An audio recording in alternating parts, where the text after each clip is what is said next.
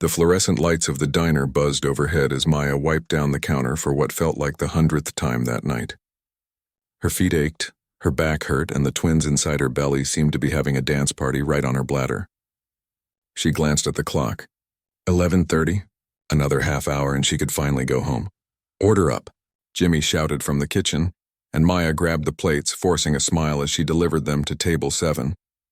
The couple barely looked at her as she set down their food. No thank you. No acknowledgement. Just another invisible waitress in a city full of them.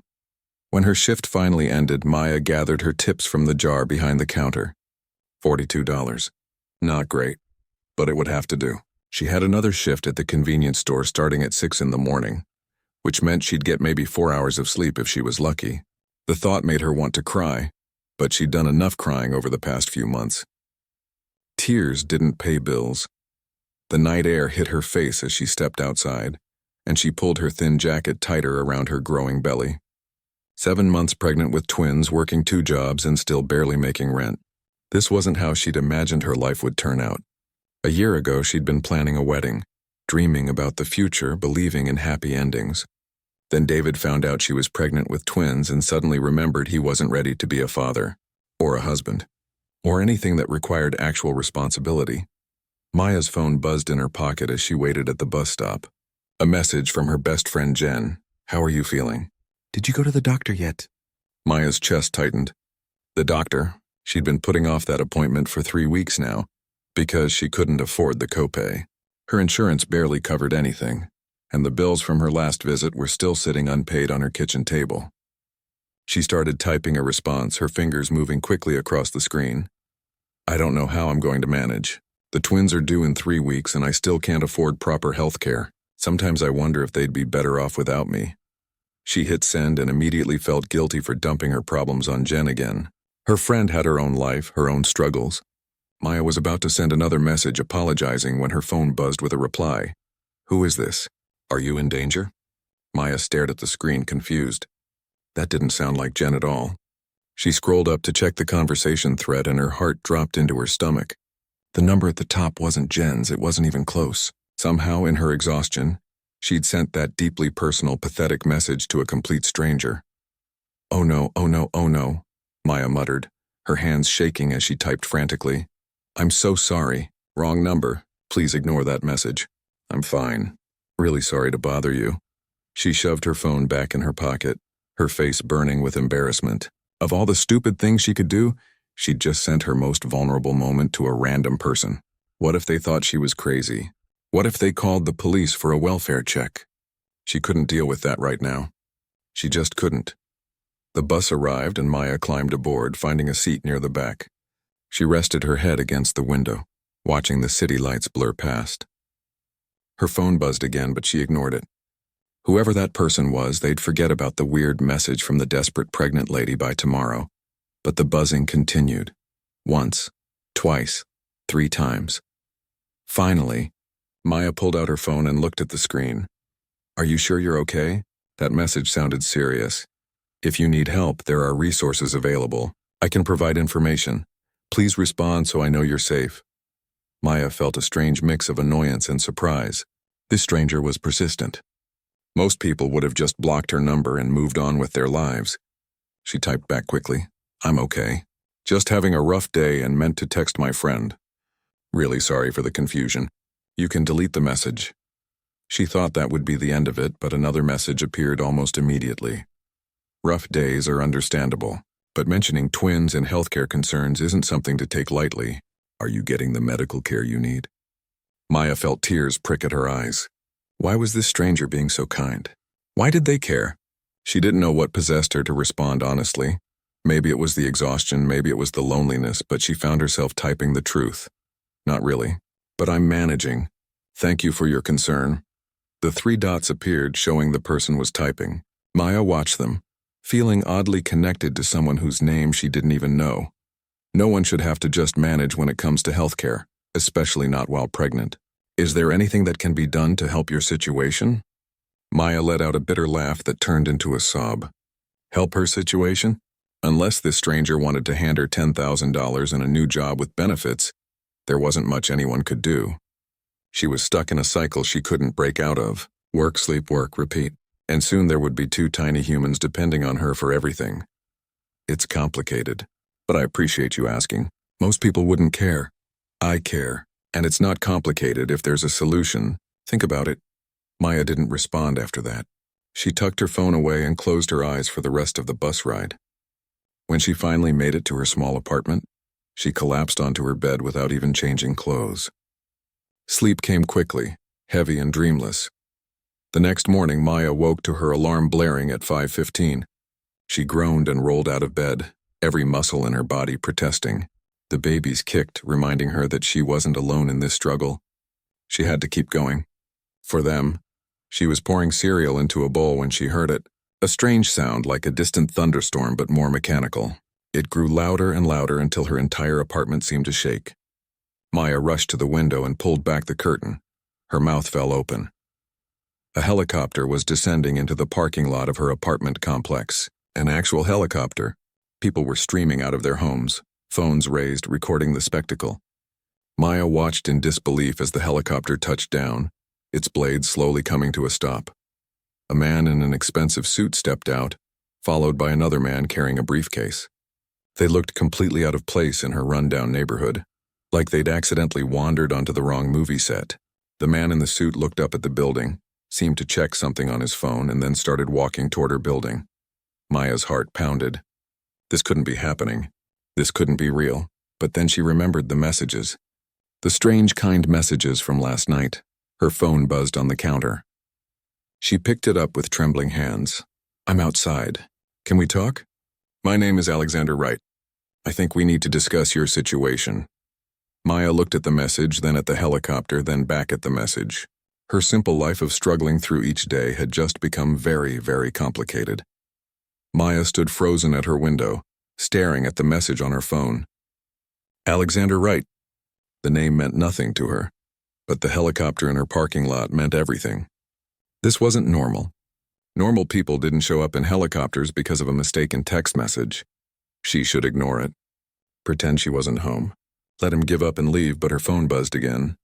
"I know this seems extreme. I promise I'm not here to make things worse. 5 minutes of your time, please." Against every instinct screaming at her to hide, Maya found herself typing back, "Apartment 2B, but I have to leave for work in 20 minutes. She barely had time to run a brush through her hair and change out of yesterday's clothes before there was a knock at her door. Maya took a deep breath, checked the peephole, and saw the man from the helicopter standing in her dingy hallway. He looked even more out of place up close, his suit probably worth more than 6 months of her rent. Maya opened the door but kept the chain lock on. "Look, I don't know what you want, but I'm fine." That text was just a moment of weakness. You really didn't need to come all the way here. Alexander Wright looked tired despite his polished appearance. "May I come in?" This isn't a conversation for a hallway. Everything in Maya's body said this was a bad idea, but something in his eyes made her pause. He didn't look predatory or threatening. He looked genuinely concerned. She unhooked the chain and stepped back, letting him enter her small apartment. He glanced around, taking in the peeling wallpaper, the secondhand furniture, the stack of medical bills on her kitchen counter. Maya felt her face burn with shame. She knew what he saw: poverty, struggle, failure. "I'm sorry for the intrusion," Alexander said, turning to face her. "But when I read your message last night, I couldn't sleep. I kept thinking about what you said, about wondering if your children would be better off without you." "I was just tired," Maya said quickly. "I didn't mean it like that. I would never hurt my babies." "I believe you," he said softly, "but I also believe you're drowning and no one should have to feel that way, especially not while bringing new life into this world." Maya crossed her arms, defensive. "So what, you're here to save me? Hand me some charity money and feel good about yourself? I don't need pity from a stranger." Alexander flinched slightly at her words. "It's not pity. It's understanding." He paused, seeming to struggle with something internal. "My sister died giving birth 8 years ago. She had complications, but she didn't have access to proper medical care. She was too proud to ask for help, and I was too busy building my company to notice she was struggling. By the time I found out how bad things were, it was too late." The anger drained from Maya's body. She sat down heavily on her worn couch. "I'm sorry. That's terrible. Her name was Claire, Alexander continued, his voice rough. She was brilliant and stubborn, and she thought she could handle everything on her own. Your message last night, it could have been from her. And I couldn't ignore it. I won't make that mistake twice. Maya didn't know what to say. This wasn't what she expected. She'd thought he was some rich guy looking for a tax write-off or a feel-good story to tell at dinner parties. But the pain in his eyes was real. "What do you want from me?" she asked quietly. Alexander sat down in the chair across from her, leaning forward. "My company is launching a maternal health initiative. We're developing programs to help pregnant women who fall through the cracks of the healthcare system. But all the planning is being done by people who've never experienced what you're going through. Executives and consultants who know statistics but not reality." "Okay," Maya said slowly, not seeing where this was going. "I want to hire you as a consultant. You'd work with our team, share your experiences, help us understand what actually helps versus what just looks good on paper. It's a 6-month contract with full health coverage starting immediately, including coverage for the twins after they're born." Maya stared at him. "You're joking." "I don't joke about healthcare," Alexander said. "The salary is $60,000 for the 6 months, paid bi-weekly. The health coverage has no deductible and covers all prenatal care, delivery, and postnatal care.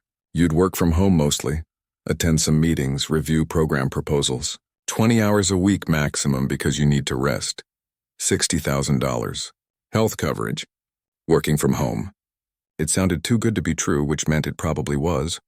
"Why would you do this?" Maya asked suspiciously. "You don't know me. I could be anyone.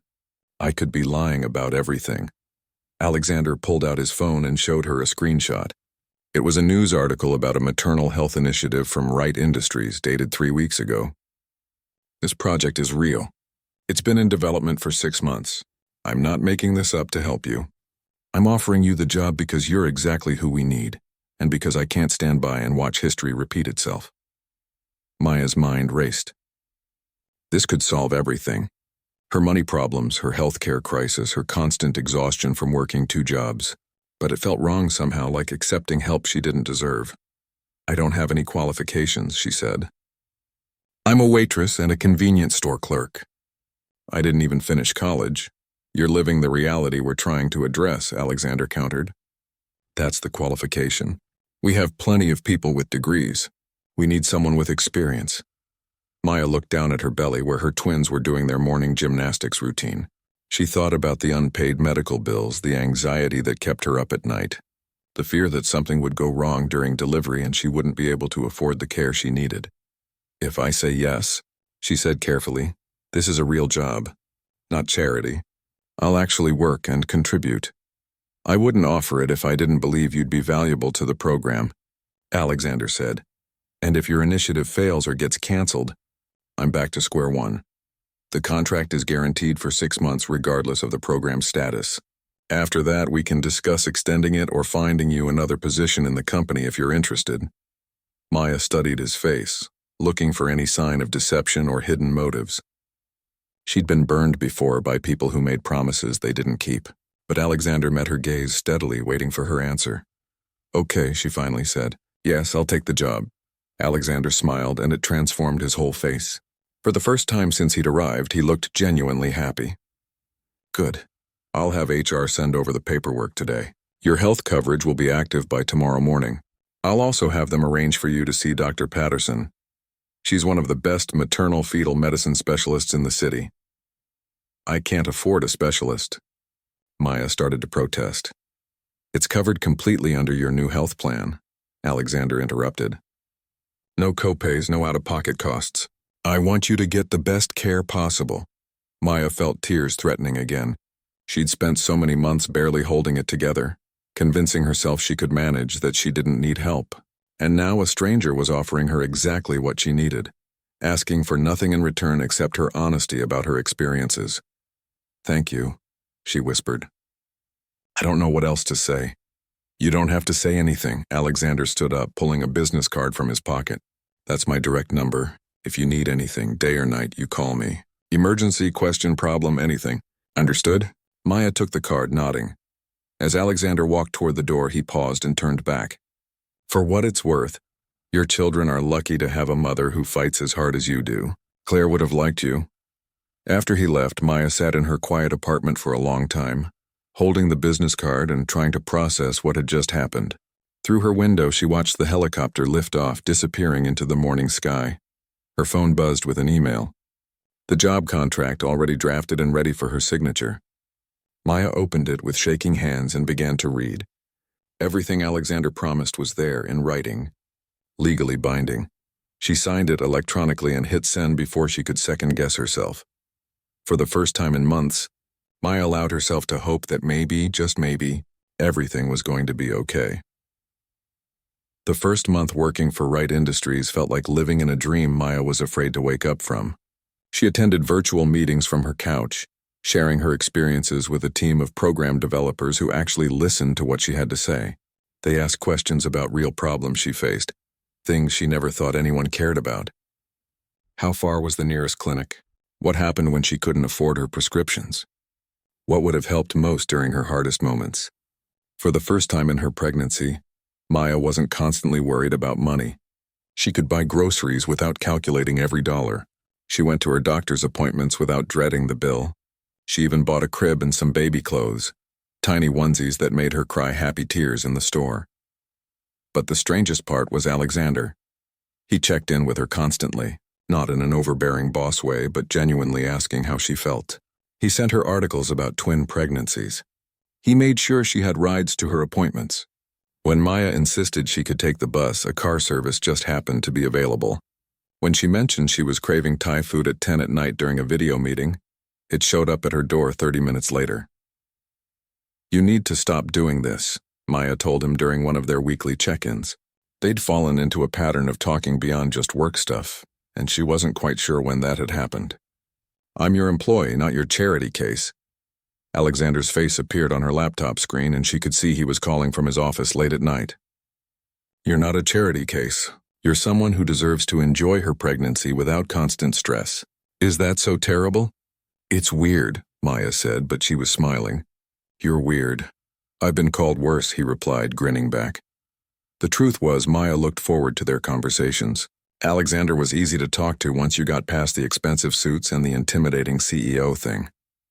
He was funny and kind, and he actually remembered things she told him, like how she was afraid of having a C-section, or how she'd always wanted to name her daughter after her grandmother. 8 weeks into the job, everything changed. Maya woke up feeling off. Not bad exactly, just strange. Her head hurt and her vision seemed blurry. She chalked it up to not sleeping well and got ready for her doctor's appointment. Dr. Patterson wanted to see her weekly, now that she was in her final trimester. At the clinic, the nurse took her blood pressure 3 times, frowning at the reading each time. "Is everything okay?" Maya asked, anxiety creeping up her spine. "Let me get the doctor," the nurse said, which was never a good sign. Dr. Patterson came in quickly, her usual warm smile replaced with professional concern. She checked Maya's blood pressure herself, then examined her carefully. "Maya, your blood pressure is dangerously high. You have significant swelling, and there's protein in your urine. These are signs of preeclampsia." Maya felt the room tilt. "What does that mean?" "It means we need to monitor you very closely. Preeclampsia can be serious if left untreated. It affects both you and the babies. I want you on bed rest immediately, and we need to see you twice a week now. If things get worse, we may need to deliver the twins early." Maya's hands shook as she processed the information. "How early?" "Hopefully not for a few more weeks. You're at 33 weeks now. Every day the babies stay inside is better for them, but not at the cost of your life. We'll watch you carefully and make the best decision for all of you." The doctor gave her a list of warning signs to watch for and strict instructions about rest. Maya left the clinic feeling terrified. She sat in the car service Alexander had arranged and pulled out her phone. She should call Jen. She should call her mom, even though they hadn't talked much since she got pregnant. Instead, she found herself calling Alexander. He answered on the first ring. "Maya, everything okay? How was your appointment?" "I have preeclampsia," she said, and her voice cracked. "The doctor says it's serious, and I need bed rest, and I might have to deliver early, and I'm so scared, Alexander. What if something goes wrong? What if the babies come too soon? Where are you right now?" His voice was calm but urgent, in the car heading home. "Change of plans. Give the driver this address." He rattled off an address she didn't recognize. "I'm leaving the office now. We'll figure this out together. You don't have to. I know I don't have to. I want to. Just come here, okay? 20 minutes later, Maya found herself in front of a beautiful brownstone in one of the nicest neighborhoods in the city. Alexander was already there, waiting on the steps. When he saw her struggling to get out of the car, he rushed over to help. Easy, he said gently, supporting her arm. Let's get you inside. His home was stunning but surprisingly comfortable. Lived in, with books everywhere and photos on the walls. He guided her to a plush couch and made her put her feet up. Tell me everything the doctor said, Alexander said, sitting across from her. Maya repeated Dr. Patterson's words, trying to hold it together but failing. Tears streamed down her face as all the fear she'd been holding back came pouring out. I've been so careful. I've done everything right. I don't understand why this is happening. It's not your fault, Alexander said firmly. Preeclampsia isn't caused by anything you did or didn't do. It just happens sometimes. But what if the babies have to come really early? What if they have problems? What if... She couldn't finish the sentence, couldn't say out loud the worst fear that was circling in her mind. Alexander moved to sit beside her on the couch. Dr. Patterson is the best there is. She'll take care of you. And those babies are fighters just like their mom. They're going to be okay. You don't know that, Maya whispered. No, he admitted. I don't, but I believe it. And I'm going to be here through all of it. Maya looked at him through her tears. Why? Why do you care so much? You barely know me. Alexander was quiet for a long moment. When he spoke, his voice was raw with emotion. When Claire died, I wasn't there. I was across the country closing a business deal that seemed so important at the time. She called me 3 days before and said she wasn't feeling well, and I told her I'd come visit after my trip. She died before I made it back. He ran his hand through his hair, a gesture Maya had learned meant he was stressed. I can't change what happened to Claire. I can't go back and be there when she needed me, but I can be here for you. And maybe that doesn't make sense, and maybe I'm too involved, but I can't walk away. I won't. Maya reached out and took his hand. His fingers closed around hers, warm and steady. I'm glad you're here, she said softly. I don't want to do this alone. Over the next 2 weeks, Alexander became a constant presence in Maya's life. He worked from her apartment most days, setting up his laptop at her kitchen table while she rested on the couch. He made sure she ate properly, took her medications, and didn't cheat on the bed rest orders. When she had a scare at 2 a.m. with terrible headaches and blurred vision, he was the one who drove her to the emergency room. The ER doctor examined her and increased her medications, but said the babies could stay put for now. As they sat in the hospital room waiting for discharge papers, Maya watched Alexander texting his assistant to cancel his morning meetings. You're going to get fired at this rate, she joked weakly. I own the company, he reminded her with a small smile. They can't fire me. Still, you have important things to do. Alexander looked at her seriously. There's nothing more important than this, than you and those babies being safe. Something shifted in Maya's chest. The way he looked at her, the way he dropped everything to be there, the way he cared about her children like they mattered to him too. This wasn't just about his sister anymore. This was something else, something that both thrilled and terrified her. Alexander, she started, not sure what she wanted to say, but before she could figure it out, her phone rang. It was her old boss from the diner asking if she could cover a shift because someone called out sick. I don't work there anymore, Maya said, confused. Oh, her former boss said. Well, you left some stuff in your locker. We're cleaning it out tomorrow if you don't come get it. After she hung up, Alexander asked, Want me to pick it up for you? Maya shook her head. It's just an old sweatshirt and some hair ties. Nothing important. But it reminded her of how different her life was now compared to just 2 months ago. She'd been invisible then. Just another struggling person in a city full of them. Now she had someone who showed up for her, who cared, who made her feel like she mattered.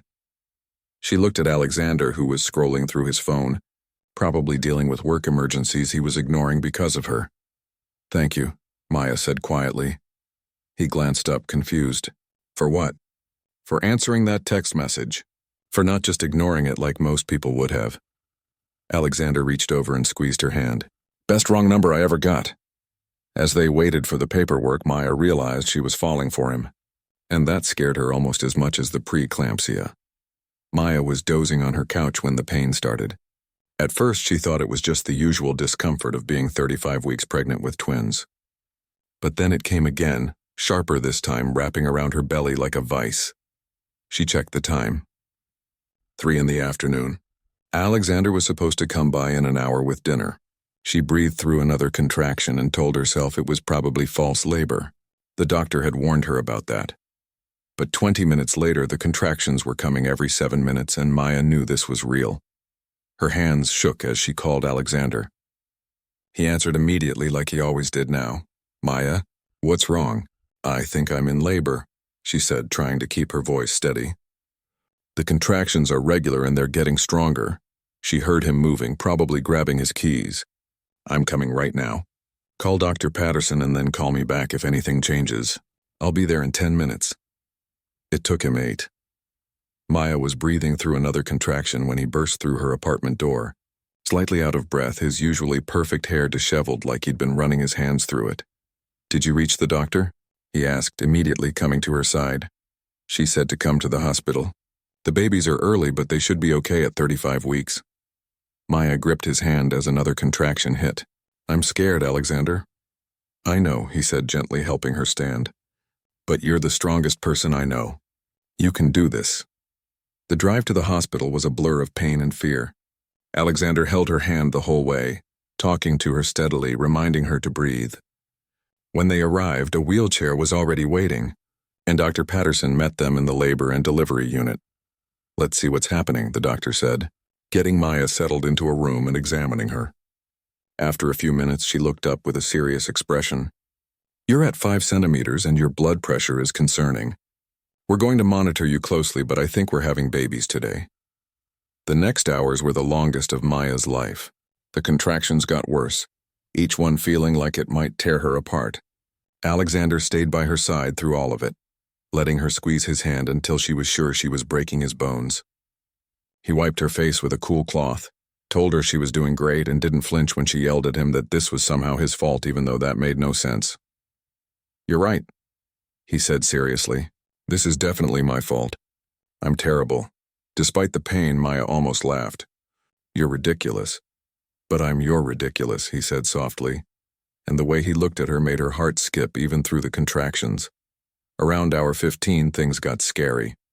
Maya's blood pressure spiked dangerously high, and suddenly the room was full of nurses and doctors. Someone was putting an oxygen mask on her face. Someone else was adjusting monitors. Dr. Patterson's calm voice cut through the chaos. "Maya, the babies are showing signs of distress and your blood pressure isn't stabilizing. We need to do a C-section now." Terror flooded through her. "No, I can't. I'm not ready. Look at me," Alexander said, his face filling her vision. His eyes were steady and sure. "You can do this. Those babies need you to be brave for just a little bit longer. I'll be right here the whole time. I promise." Maya nodded, tears streaming down her face. They wheeled her into the operating room, and true to his word, Alexander was there in scrubs, holding her hand while the doctors worked behind the sheet blocking her view. "Talk to me," Maya begged, needing distraction from the pulling sensations and the fear coursing through her. "Okay," Alexander said, and she could hear the strain in his voice even as he tried to sound calm. "Remember that meeting last month where you told the head of development that his program was useless because it required 3 forms of ID, and most of the women it was supposed to help didn't have that?" "I thought I was going to get fired," Maya admitted. "He wanted to fire you," Alexander said with a slight laugh. "I told him you were right and we needed to listen to you more. The new program you designed is launching in 6 cities next month." Before Maya could respond, she heard it. A cry. Small and indignant and absolutely perfect. "It's a girl," Dr. Patterson announced. 6 pounds even, Maya sobbed with relief. 1 baby safe. But the room stayed tense because there was still another one. 60 seconds later, another cry joined the first. "And here's your boy," the doctor said. 5 pounds, 8 ounces. "Both babies are breathing well on their own." Maya couldn't see them yet, but she could hear them crying, and it was the most beautiful sound she'd ever heard. Alexander was crying too, tears running down his face as he smiled at her. "You did it," he said. "They're here. They're perfect." The NICU team checked both babies quickly while the doctors finished with Maya. When they finally brought the twins over for her to see, wrapped in blankets with tiny hats on their heads, Maya's heart felt like it might explode. 5 minutes for skin to skin, a nurse said gently, placing first her daughter and then her son on Maya's chest. They were so small, so fragile, and so completely hers. Alexander stood beside them, and Maya saw him reach out tentatively to touch the baby boy's tiny hand. The infant's fingers wrapped around Alexander's thumb, and his face transformed with wonder. "They're incredible," he whispered. After the babies were taken to the NICU for monitoring and Maya was moved to recovery, Alexander stayed with her. She was exhausted beyond words, her body aching but also filled with joy. Her babies were here. They were small but healthy. They were going to be okay. "You should go home," Maya told Alexander. "Get some sleep. You've been here for almost 20 hours. "I'm not leaving," he said simply, settling into the uncomfortable hospital chair. "Not unless you really want me to go." "I don't," Maya admitted quietly. "I don't want you to go." They sat in comfortable silence for a while, the machines beeping softly around them. Maya was dozing off when Alexander spoke. "I need to tell you something," he said, "and maybe this is the worst timing ever, and you can blame it on the exhaustion and the emotions of today. But I can't keep it in anymore." Maya opened her eyes and looked at him. "I'm in love with you," Alexander said, his voice raw with honesty. "I know it's complicated and fast and maybe completely inappropriate since you work for me. But watching you today, seeing how strong and brave you are, meeting your children, I'm in love with you, Maya. I'm in love with all three of you." Maya's breath caught. She'd been feeling it too, the pull between them that had grown stronger every day. But hearing him say it out loud made it real in a way that terrified her. "Alexander," she started, not sure what to say. Before she could figure it out, her phone buzzed. Then Alexander's phone. Then both phones started ringing at once. Alexander checked his screen and his face went pale. "It's my assistant. There are photographers outside the hospital." Maya's phone showed text messages from numbers she didn't recognize and social media notifications exploding. She clicked on one and her stomach dropped. The headline read, "Billionaire CEO Alexander Wright spotted at hospital during secret girlfriend's twin birth." Below it was a photo of Alexander helping her into the hospital, his face etched with concern, his hand supporting her back. "No," Maya whispered, scrolling through more articles. They were everywhere. Within hours, her private life had become public entertainment. The comments were brutal. "Gold digger," one said. "She definitely trapped him with those babies," said another. "Poor guy doesn't know what hit him." Maya felt sick. "This is a nightmare." Alexander was on his phone, his jaw clenched. "I'm calling our PR team." "We'll get ahead of this." "Get ahead of what?" Maya asked, her voice rising despite her exhaustion. "The truth? That you're my boss who showed up at my birth? They're going to tear me apart. They're going to say I used you, that I manipulated you, that my babies are some kind of trap." "Maya, look at me," Alexander said firmly. "I don't care what they say." "Well, I do." Maya's eyes filled with tears. "I care that my children are going to grow up with people thinking their mother is some kind of scheming opportunist. I care that your reputation is being destroyed because you were kind to someone who needed help." Her phone wouldn't stop buzzing. More articles, more comments, more people who knew nothing about her life making judgments about who she was. The door opened and a nurse came in, looking apologetic. "I'm sorry, but there are reporters trying to get into the maternity ward. Security is handling it, but we thought you should know." Maya wanted to disappear. She wanted to take her babies and run somewhere no one would find them. This was supposed to be the happiest day of her life, and instead it was turning into a circus. Alexander was still on his phone, pacing the room and barking orders at someone. Maya closed her eyes, overwhelmed and exhausted. She'd gone from invisible to infamous in less than a day, and she had no idea how to protect herself or her children from what was coming next. Maya spent her first night as a mother crying in a hospital bed while strangers on the internet debated whether she was a victim or a villain. She should have been focused on her babies, on the miracle of their arrival.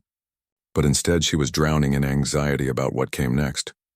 Alexander had finally gone home around 3 in the morning at Maya's insistence, though he'd argued against it. She needed time to think, to process everything without his hopeful eyes watching her, because the truth was, as much as she'd fallen for him, she couldn't see a way forward that didn't end in disaster. When the morning nurse came in to check on her, Maya asked the question that had been burning in her mind all night. "Can I leave today?" The nurse looked surprised. "Dr. Patterson wants you here for at least 2 more days to monitor your blood pressure, and the babies need to stay in NICU for observation." But I can visit them even if I'm not a patient here, right? Well, yes, but then I want to be discharged as soon as possible. Maya knew what she had to do. She had to disappear before this got worse. She'd take her babies once they were cleared to leave and go somewhere far away. Maybe back to her hometown, maybe somewhere new. Somewhere the media couldn't find her. Where Alexander's reputation wouldn't be destroyed by association with her. But when Alexander arrived at 8 that morning with coffee and breakfast, one look at her face told him something was wrong. "You're planning to run," he said flatly, setting down the food. "I'm planning to protect my children," Maya corrected. "And you. This media attention isn't going away. It's only going to get worse. So your solution is to leave?" "Yes," Maya said, even though the word hurt to say. "You told me you loved me last night, and maybe in a different world that could work. But in this world, I'm the poor waitress who trapped the billionaire CEO. That story writes itself, and it doesn't have a happy ending." Alexander sat down heavily in the chair beside her bed. He was quiet for a long moment, and when he spoke, his voice was rough. "What if I don't let you go?" "You don't have a choice," Maya said softly. "I'm not your responsibility, Alexander. You saved me once with that job offer, and I'll always be grateful. But you can't save me from this." "I don't want to save you," Alexander said, looking at her intently. "I want to be with you." "There's a difference." Maya's eyes filled with tears. "I can't let you sacrifice everything for me. Your company, your reputation, your family's legacy, all of it will be damaged by this scandal." "Then let it be damaged," Alexander said fiercely. "I've spent my whole life building that company, trying to prove something to people who don't matter. And you know what I realized last night while watching you bring those babies into the world? None of it means anything without people to share it with. Without you." "You barely know me," Maya protested weakly. "I know you're stubborn and proud, and you'd rather struggle alone than accept help you think you don't deserve," Alexander said. "I know you cry during commercials with puppies. I know you organize your bookshelf by color even though you claim it's impractical. I know you sing to your belly when you think no one's listening. And I know that I want to spend every day learning more." Maya wiped her eyes. "The media will crucify us." "Let them," Alexander said. "Or better yet, let me handle them my way." Before Maya could ask what he meant, Alexander pulled out his phone and started typing. "I'm calling a press conference for this afternoon. I'm going to tell the truth." "What truth?" Maya asked nervously. "All of it. How we met, why I hired you, how I fell in love with you. I'm going to make it very clear that you didn't trap me or manipulate me, and that anyone who suggests otherwise will be hearing from my lawyers." "Alexander, you can't watch me," he said. And there was steel in his voice that reminded Maya he hadn't become a billionaire CEO by being passive. "I let Claire face her struggles alone because I was too caught up in what other people thought was important. I'm not making that mistake again." The press conference was scheduled for 3 that afternoon in front of the hospital. Maya watched it on the TV in her room, her heart in her throat. Alexander stood at a podium, cameras flashing, reporters shouting questions. He looked calm and controlled, every inch the powerful executive. "I'm going to make a statement and then I won't be taking questions," he said, his voice clear and firm. 3 months ago I received a text message sent by mistake. It was from a woman who was scared, alone, and didn't know how she was going to care for her unborn children. That woman is Maya Torres, and yes, she gave birth to twins yesterday. They're healthy and beautiful, and I was honored to be there." Maya watched as the reporters erupted with questions, but Alexander held up his hand for silence. "Maya is not a gold digger or an opportunist. She's an employee of Wright Industries who has been instrumental in developing our maternal health initiative. She's also someone I've fallen in love with over these past months, not because of any manipulation or scheme, but because she's brilliant, compassionate, and stronger than anyone I've ever met." He paused, and Maya saw emotion flicker across his face. 8 years ago, I lost my sister during childbirth because she didn't have access to adequate health care. When I read Maya's message, I saw a chance to make sure that didn't happen to someone else. What I didn't expect was to find a woman who would change my entire perspective on what matters in life. Alexander looked directly into the camera, and Maya felt like he was speaking straight to her. "The rumors and speculation about our relationship are disrespectful to Maya and to the memory of why I started this work in the first place. She deserves privacy and respect, not judgment from people who don't know her story, and if supporting her and caring about her makes me a fool, then I'm proud to be one." He stepped away from the podium without taking questions, ignoring the shouting reporters. Maya was crying again, but this time they were different tears. She heard footsteps in the hallway and Alexander appeared in her doorway, loosening his tie. "Did you watch?" he asked. "Every word," Maya whispered, and you're either the bravest person I know or the craziest. Can I be both?" Alexander said with a small smile. He came to sit beside her bed, taking her hand carefully. "I meant everything I said. I love you, Maya. And I love those babies in there like they're already mine. I'm not going anywhere unless you tell me you don't feel the same way." Maya looked at this man who had turned her entire life upside down in the best possible way. The man who had answered a wrong text message and shown up with a helicopter. The man who held her hand through labor and cried when her babies were born. The man who just risked his reputation and his company to defend her honor. "I feel the same way," she said finally. "I'm terrified and it's too fast and nothing about this makes sense, but I love you too." Alexander's face broke into the biggest smile she'd ever seen. He leaned forward and kissed her gently, carefully, like she was precious and fragile. "Can I meet them officially?" he asked when they pulled apart. "The babies? Not as your boss or your friend, but as someone who wants to be in their lives?" Maya nodded, and together they walked to the NICU. The twins were sleeping in their incubators, tiny and perfect. Maya picked up her daughter while a nurse helped Alexander with her son, showing him how to support the baby's head. "They need names," Maya said, watching Alexander's face as he looked down at the infant in his arms with pure wonder. "Have you thought about it?" he asked softly. "I was thinking Claire for her," Maya said, nodding at her daughter. "If that's okay with you?" Alexander's eyes shimmered with tears. "She would have loved that. And him? I'm not sure yet. Maybe you could help me decide?" "I'd be honored," Alexander said. Over the next few days, the media storm didn't disappear entirely, but it shifted. Alexander's PR team released strategic information about the maternal health initiative and Maya's role in it.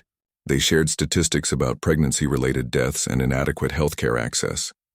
Slowly, the narrative changed from scandal to human interest story. When Maya and the babies were finally cleared to leave the hospital a week later, Alexander was there with a car, but instead of taking her back to her small apartment, he drove to his brownstone. "I had some things delivered," he said almost shyly. "2 cribs, a changing table, a rocking chair. I figured you might want to stay here for a while. There's more space, and I'm right here if you need help with night feedings." Maya looked at him, this unexpected man who had become her whole world. "For a while? Or forever?" Alexander said, pulling her close carefully, mindful of her healing body. "Whatever you're comfortable with." "I'm not going anywhere, Maya. I'm all in with you and Claire and whoever this little guy decides he wants to be." 6 months later, Maya stood in Alexander's living room, which had become their living room, watching him attempt to feed both twins at once while somehow also participating in a video conference. Claire was giggling at him, and the baby boy, who they'd named River, was drooling on Alexander's expensive shirt. The maternal health initiative had expanded to 18 cities and helped over 3,000 women access proper prenatal care. Maya had been promoted to director of the program and was finishing her public health degree online. The media had mostly moved on to other stories, though occasionally someone recognized them in public. Her phone buzzed with a text from Jen. "Engagement ring shopping today. You better help me pick something good." Maya smiled. After everything that had happened, Jen had reconnected with an old friend, and they'd fallen for each other fast. Love had a funny way of showing up when you least expected it. "What are you smiling about?" Alexander asked, having ended his meeting. "Just thinking about how much can change from one wrong text message," Maya said, coming to sit beside him. She took River from his arms while he adjusted Claire's bottle. "Best mistake ever made," Alexander said, kissing Maya's forehead, looking at her little family. At the life they'd built from chaos and fear and unexpected love, Maya had to agree. Sometimes the wrong number turns out to be exactly the right one.